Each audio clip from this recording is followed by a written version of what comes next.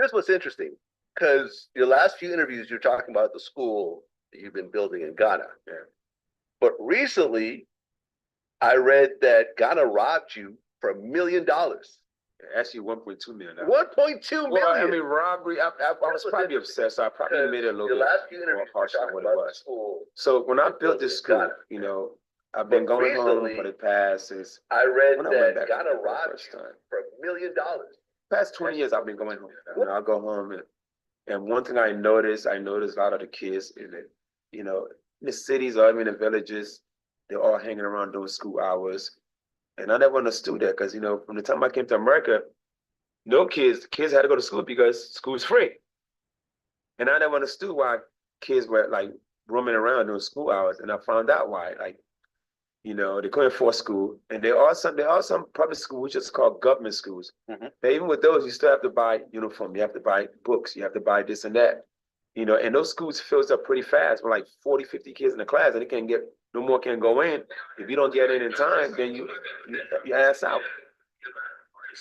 So a lot of kids were out there with no education, and I never understood that. So I'm like, damn, man, I felt so bad. I'm like, you know, when I able to get some money, I'm gonna do something about it, you know. And then I eventually, you know, I got blessed enough. I mean, took like $500,000, built this beautiful campus, beautiful school, you know, with a house next to it because I decided to go visit. I could just chill there. Built this nice thing in the village, you know. And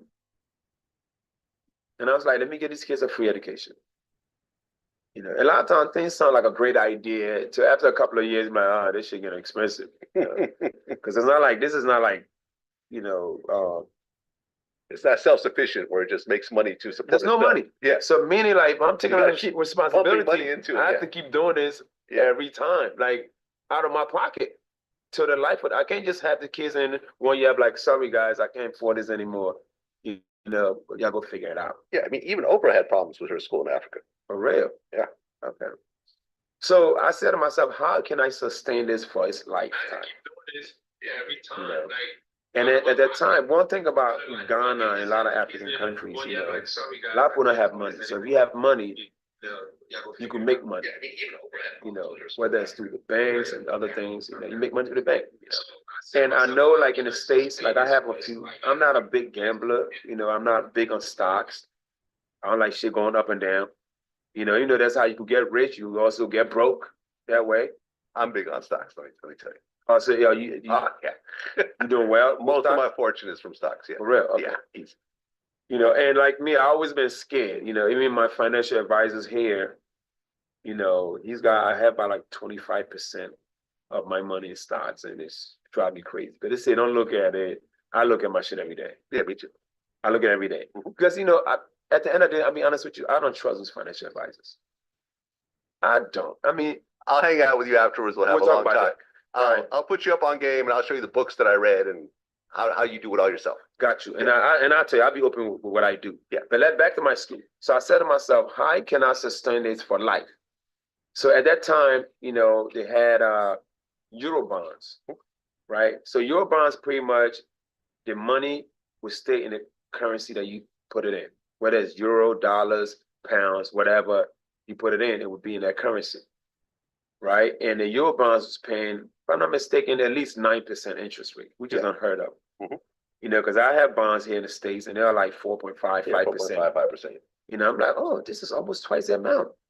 So I did my calculation on the school. I said, okay, this school is costing me about $9,000 to $10,000 a month, which is not bad at all to run a whole school. Still a lot of money, though. Still a lot of money. Yeah, over $100,000 a year.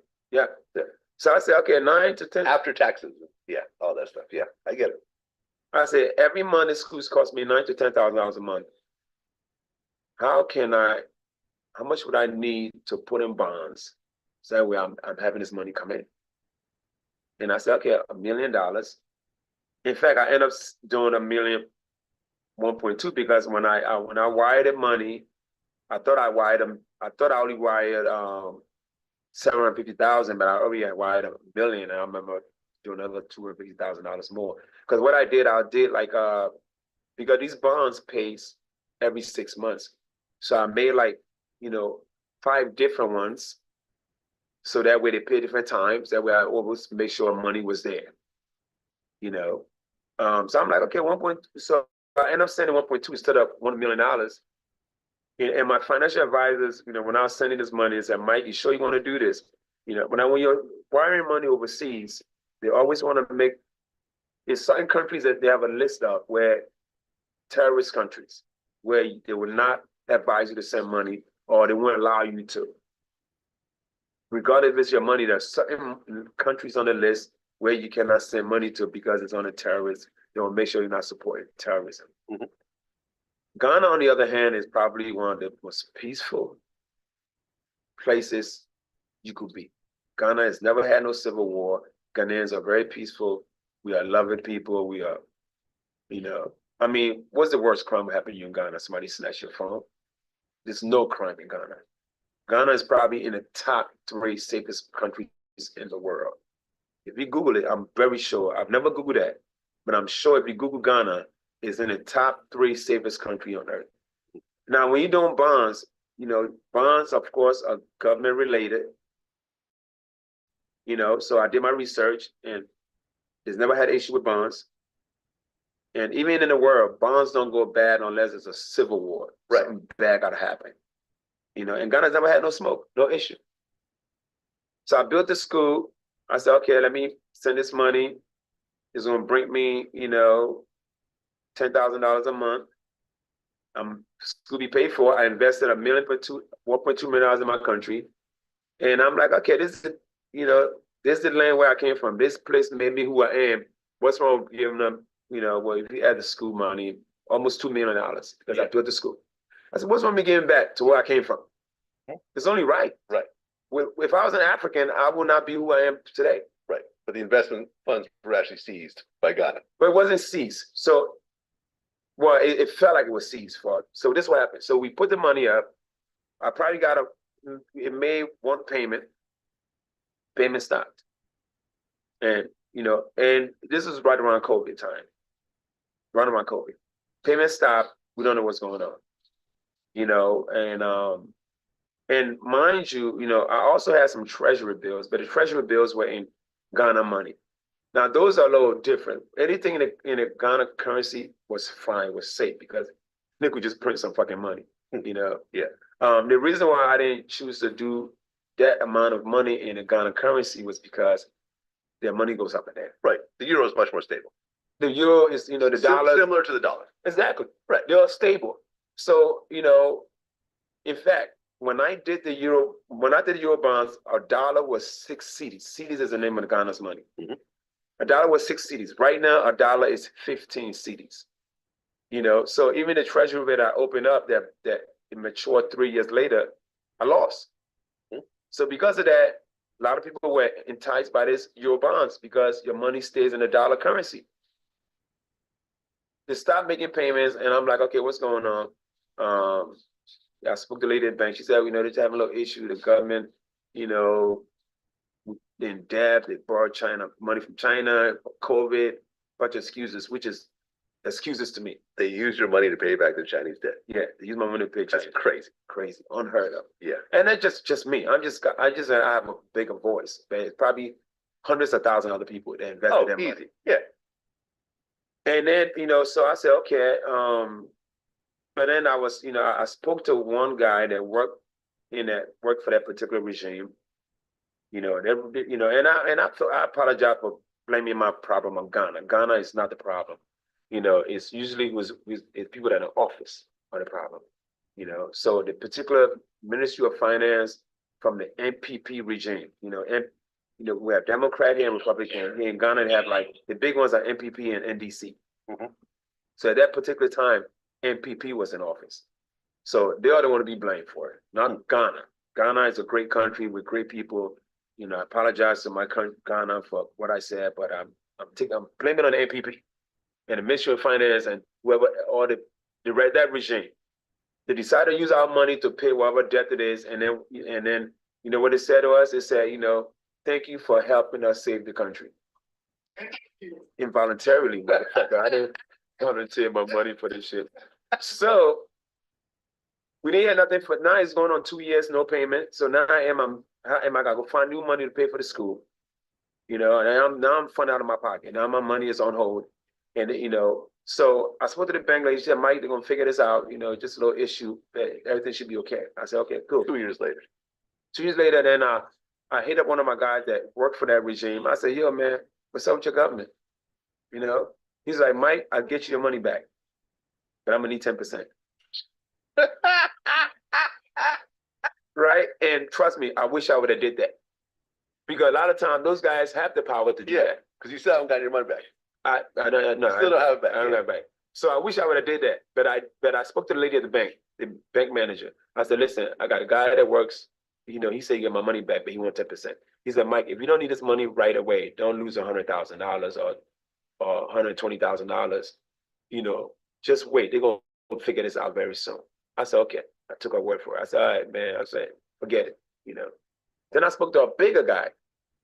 This guy is like cousins to the president. He's like the right-hand man. This guy probably make decisions in Ghana. I'm definitely not mentioning his name, right? I was like, what the fuck is up with your government? What's up with this money? He said, Mike, everything's gonna be okay. We about to figure it all out. He said, if all odds fail, at worst, whatever date each one puts to mature, you get your money back plus the interest. Which I didn't mind because those are all like 3-4 year bonds. If I know for a fact, and in fact, one of them was about to mature like this year, like, you know, and then the other one's probably like a year later. I didn't mind waiting a year or two to get all my money back with interest. He said, when it matures, at worst, you get your money back with interest. When he told me that and I knew he ran shit, I felt comfortable. I said, okay, I'm good. 2 months prior to the election, they finally made a decision on the Eurobonds. They gave us 2 options. Either take one or they'll pick one for you, right? The first option is your 3-4 year bond is now 11-year bond. Wow. Right? Okay. And whatever amount of money you gave them, you're going to lose 37% of it. Should have gone for the 10%. I should have gone for 10%. Yeah. Right? You lose 37% of it. Now, if you give them $1 million, you lost almost $400,000. Now now your 9% interest rate that you had is now 5%. Those are the option one. Option two, you don't lose none of your money you give them, keep your whole amount of money. And now instead of your 3-4 year plan is now 15 years before you get your money back, right? Instead of you getting your 9% interest rate, it's 1.5%. So pick which one you want. Yeah, basically robbing you. Robbing you. Yeah.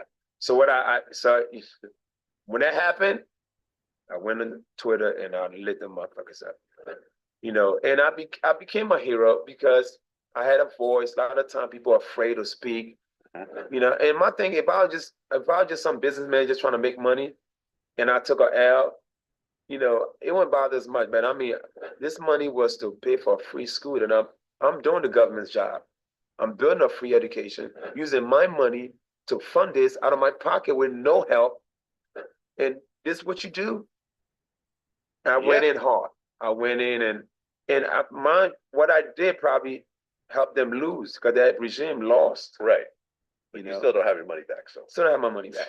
But the reason why I didn't take the cut, because as long as that money is there, I could always fight for it. I haven't given up. You know, I'm going to talk, but Africa's a little different. I'm sure I could talk to the new leader and explain why I did this, and I'm almost certain that things could change. And the thing about the money, I didn't even care about getting the money back. I just wanted the interest. I just want to get paid every month so I could pay for the school. Yeah, man. Sometimes you just have to take your losses so you can get back the money. Because I remember I had a business relationship since the start of Vlad TV with Complex, right? All the YouTube money that I would get would go through Complex. They would get premium ads. They would add to it. And then I would get, you know, my money plus another percentage of the premium ads. This has been going on for whatever, 15 years. And then at one point, Complex merged with BuzzFeed and Huffington Post, and they went public, and then the stock tanked. And they stopped paying me my money. This is my YouTube money. They just take a cut. So they owed me like 1.2 million. Wow. And they weren't paying me. month after month. And then at the very end, we had to file a lawsuit, and they finally said, okay, we'll pay you the full amount minus 50,000. I said, all right, I'll take it.